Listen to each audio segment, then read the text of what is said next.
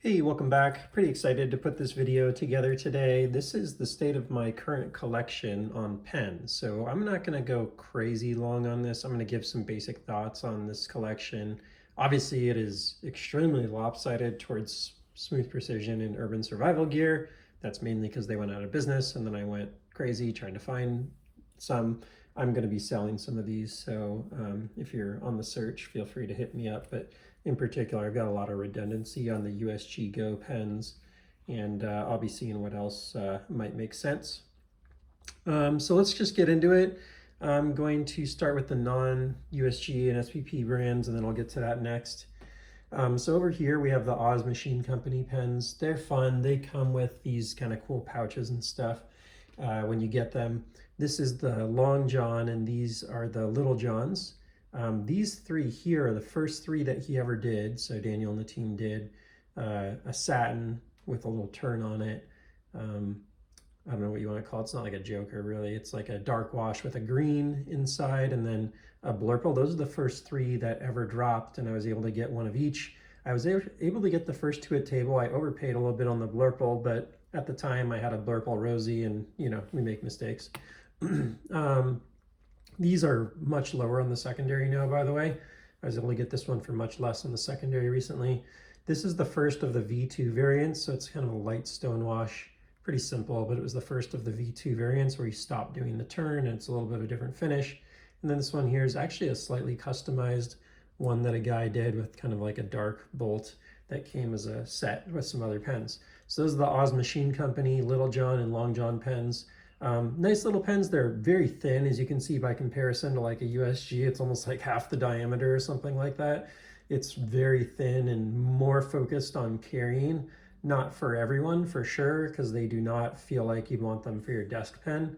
They are coming out with a Big John soon here, apparently, which should be pretty interesting. It'll be thicker, and I'm very curious to see how that fares. I find the bolts to be a little stiff, but good. They did mess around a little bit with the pocket clips. You can see this pocket clip now sits on the scale or on the pen body, whereas they didn't used to. They used to hover over the pen body. And that's all for now on that. This is honestly just like some old twist pen that I've had for a long time.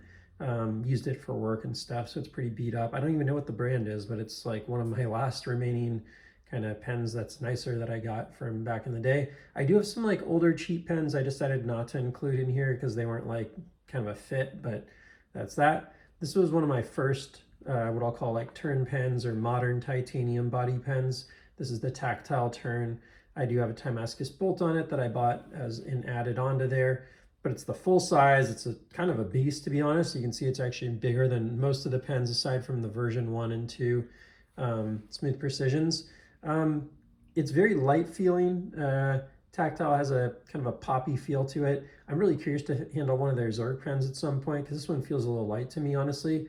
I did have a brass thin short that I liked. I gave it as a gift to someone, but I like the feel of that a little more than this, honestly, in the titanium. So a lot of people love this. It's probably better for a full-size carry. It's pretty light and stuff, but maybe not for everyone. This one right here is the Billet Spent EDC. I just forgot the name of it. I think it's the Cam Click or something like that. Pretty nice. Just got this one recently. So this is one of the ones I got off their drop. It didn't last long, a few minutes, but it's got a nice vertical bolt on it that I really like. And I'll definitely be watching out for others from Billet Spin. I'm not crazy about their Soul pens. I unboxed a few on the channel and decided to get rid of them, but they were definitely quality, but didn't really like the action on them. So this one I really like. It's a little thicker and pretty nice. Here we have the Otmog 36. It is a very unique kind of like a bearing or something that pops out in there. I don't know what you would even call it, like I think it's like a detent ball. It's basically a ball bearing that pops out. So kind of a unique, very simple, like only $100 for, made in Vancouver, Canada pen. Pretty nice for like a one-man shop, I believe it is. And a nice pen for sure. So let's jump on. We've got obviously a massive collection of Smooth Precision pens here. I'm just going to highlight what they are. So this is these two are V1, like basically the first version he ever made. So you have engraving on the top, not on the clip. These are all V2s, quote unquote. So mix of brass, copper, and titanium. These two are titanium. These two are minis, or these three rather are minis. These are full size. You can see these are actually quite a bit longer than the Smooth Precision pens full size that came on later, like the version 2.2. So those were like the earliest that he did, call that version 1 and version 2. And then you have the Tie Scribe Go. So these are a couple of the unique variants I've been able to find. They also have like a USA flag and 4th of July or something like that variant. I don't know what it was, Independence Day, something along those lines. I have one here that is a completely smooth one, which is pretty rare to find a totally smooth body in full titanium. So that one's really nice.